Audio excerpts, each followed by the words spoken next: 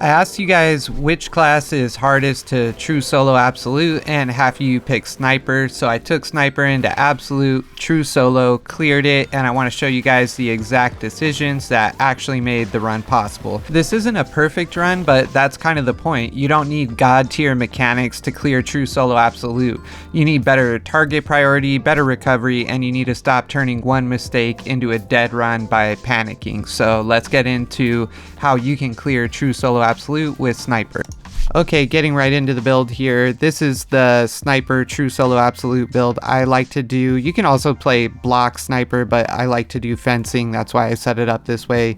But it's bonus damage, bonus ammo. In the third column, it's reduced spread. Fourth column is more reduced spread. You can also take the one right below that, which is the increased class ability renewal on headshot. In the fifth column, it's purification, which is a pretty necessary one to get your CHP healed up. You'd have to be pretty good to not have to use that. And then sixth column is bonus damage coming out of Cloak. You can also do the melee one, but I just like to shoot more stuff with sniper. And then the seventh column is lingering concealment. I still think that's probably the best one in that column, just because it gives you a little extra time after you cancel your cloak, which it can help you in a lot of situations. And then last, for the signature perk, it's the grenade regen. And then for the prestige perks, it's bonus 20% damage when you pull out the sidearm, Emperor's Grace, which gives you a little bit of invulnerability when you cloak, Conviction, and then the one that gives you a little bit of armor back. Conviction does help a lot because Sniper's biggest problem is he tends to get bursted down really quickly, so it can help you stay. And you're constantly getting your armor depleted as Sniper, so that kicks in a lot where you get the damage resistance. And then for the Stalker Bolt rifle, I just went all through the bottom row and came up for the headshot perk on the top row, but both of them are good. The top row build is really good too. Okay, in this next clip, we're going to show how to survive a really bad situation and not panic. So this Lictor hits me, and then I cloak to heal up the damage, and then I quickly cancel the cloak because that's what you should do. And then as I'm rolling, he automatically hits me again. So let me show you what I did wrong there. Okay, so I went to dodge the sniper shot here and I rolled and I was in the middle of the animation, and so his attack hit me.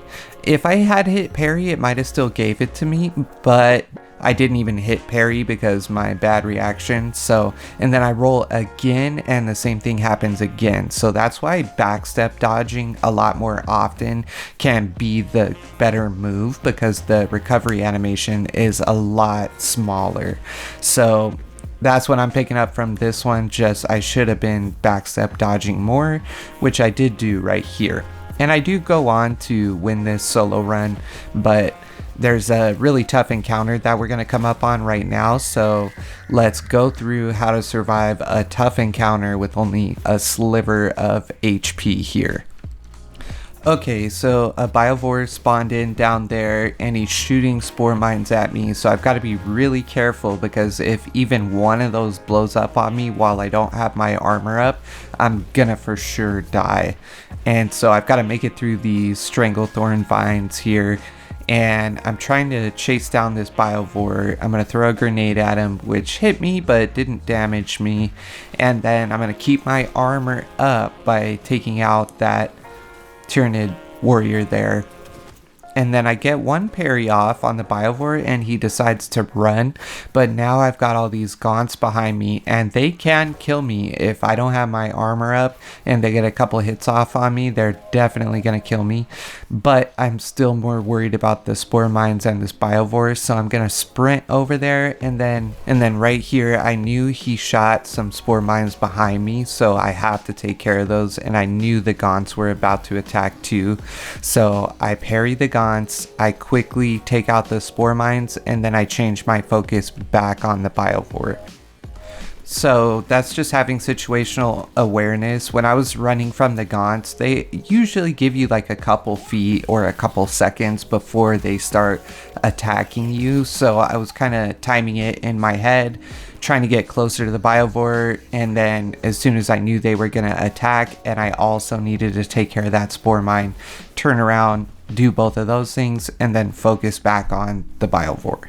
Sometimes I see players when I play online and they just kind of tunnel vision in on one enemy, and you can't really do that sometimes. You gotta like spread your attention out. Alright, in this next clip, we're gonna get healed up finally, and we had a big wave spawn in here. So what I'm gonna do, because a couple Zoanthropes are gonna spawn in and there's gonna be some Tyranid spike shooters in the background, is I'm gonna reposition so that I'm not kind of surrounded on all sides. And this is a mistake that a lot of people make, is they'll kind of run forward into the Horde, but sometimes it's not really the smartest move to do that. So I'm gonna funnel them all back into this corridor here. And that way I'm just kind of worrying about one direction and I can see all the attacks coming at me. And then one thing on Sniper specifically is it really helps to take out the Majoris enemies when you have a lot of gaunts surrounding them, because as you could see in that clip, it killed like 75% of the gaunts there. And Sniper does not have the best Horde clear, so that's one easy way you can try to deal with the gaunts a little bit better. So I cloaked and took out one of the Zoanthropes, and then this other one is going to shoot the beam at me right now. And that is one thing I want to show you guys, is how to properly dodge a Zoanthrope beam, because I see people getting hit by those a lot. So I don't know why, but dodging diagonally towards Zoanthropes actually gives you the best chance to dodge it. So watch as the beam is just a few feet in front of me for when I hit spacebar right there, and that's how you're gonna dodge it, and it even gave me the gun strike counter. And then in this next clip, we just need to mop up what's left of this Horde. And here I went ahead and used a crack grenade because you regen them so fast as Sniper anyway. And then I went ahead and used Cloak aggressively to take out that spike shooter, because the spike shooters are one of the most annoying enemies because you have to dodge around so much to avoid their damage sometimes. So it can be worth it to just cloak and quickly take them out with a couple headshots. With Sniper, you either want to be using your cloak aggressively to take out priority targets, or using it defensively to recover your CHP if you have no other way to recover it. And in this next clip, we're going to go over managing the cloak ability a little bit more. So there I took damage, but I had to execute ready for me, so I didn't need to cloak. But here I'm going to take damage and I have no other way to get my CHP back. So I'm just going to cloak. Right here I hit cloak and it doubled because it allowed me to easily dodge that Ravener charge. And then when you cloak, just make sure you quickly cancel it by quickly shooting something or doing a melee attack. And that way it only has a little bit that it needs to recharge before it's up and ready for you again. And then we're just gonna finish off this Ravener here once he pops out. Get a perfect dodge, gun strike, parry, boom, dead. And then in this next clip, we're gonna go over how to recover from a big mistake. So I have all these gaunts here. I need to defend this generator, which can be a bit tricky on Sniper. And then I wasn't paying attention and got grabbed by the Lictor. And so he's going to let me get up in a second here, and I'm immediately going to cloak to make sure I'm getting that CHP back. And then I'm going to cancel the cloak as quickly as I can to try to get it up and ready for me again as soon as I need it. And then I'm going to try to get these gaunts off of the generator here, and I'm tunnel visioning on that, which was a bit of a mistake. So the Ravener hit me, but I was able to get him taken out. And then I'm going to finish off this Lictor. And between the Ravener and the Lictor dying, their AoE death explosion pretty much wiped out all the gaunts that were in there. So once again, that's just, if you're Sniper, try to use those to your advantage, because clearing out the gaunts can be kind of difficult with Sniper at times. And then one more thing about dealing with hordes as sniper, as you're going to see in this clip, is if you're playing Ardent Edge sniper or you're playing fencing knife sniper, I mean, you're really not going to swing your knife all that much because it just doesn't make sense in terms of efficiency. See, I'm going to take out that Tyranid warrior and all those gaunts just died. And then once again, we backstep dodge. We try not to roll whenever we can. And there I backstep dodge the Biovore. And see, I'm basically just only shooting my gun throughout this whole encounter because the melee animation is kind of slow and you really don't put out much damage against hordes anyway, so it's just really not that efficient. And then if you have your prestige perks, you're gonna have plenty of ammo to be able to shoot most of the time anyway. And so that's just how I play sniper and how I find it to be efficient. It may be different on block or balanced knife sniper runs, but for the most part, I still do fencing with him just because I find it to be the easiest and most consistent for me still. I know a lot of players do better on block, and I agree it probably is a bit better, but I'm just a fencing enjoyer, I guess. And then on this clip, I just want to show that sometimes on sniper, even though you use the cloak a lot for your CHP, you still want to be using it offensively sometimes because it makes the most sense. So I'm going to cloak here and get rid of one of these Zoanthropes immediately. And then I'm going to try to stop that interrupt, but the chain gets in my way there. And then the other thing is, don't forget to use your grenades, whatever you have, whether it be crack or melta, but those can really help you. As you can see there, it helped me quickly take out that Zoanthrope, and I was able to deal with that whole little wave before it really even got started too much. And the faster you can take out waves, the less chance they really have to damage you. And then in this last clip of the video, we're going to try to put everything we reviewed into practice. So we're going to cloak to heal up our CHP and combine that with an aggressive cloak and quickly take out that Zoanthrope. You always want to clear out the bonus Extremis enemies that spawn with Terminus before you commit to fighting the Terminus. Just try to kite the Terminus around as much as you can while you're dealing with the Extremis enemies. And then I chucked a grenade at the Ravener, but I don't think it even damaged him. Sometimes when certain enemies are in certain animations, it counts as them dodging, but regardless, we got him taken out pretty quickly here. And then now we're going to focus on the Carnifex here, and when you're in melee with a Carnifex, do not stand straight in front of it, because that attack where he shoots his spikes out really fast, that winds up really quick and you may not have a chance to dodge it. So you always want to stay a little bit off to one side of him, but not behind him, because he does a turnaround swipe attack pretty quickly sometimes too, and that can be difficult to get the parry timing on.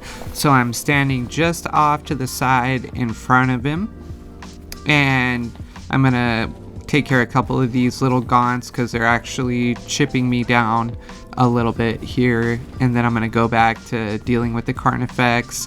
You could do it in melee or with your gun, it just depends how much ammo you have. And then we're going to respect the AoE on that pull out attack. We're going to heal up and immediately try to cancel Cloak. And we've almost got him down to half here. We're getting there. And I'm going to go in for some melee because I remember thinking I was worried about my ammo here, but looking now, I actually had plenty. But better to be safe than sorry, I suppose, because we're about to get a few more Terminus spawning in. And here comes a Ravener right behind me.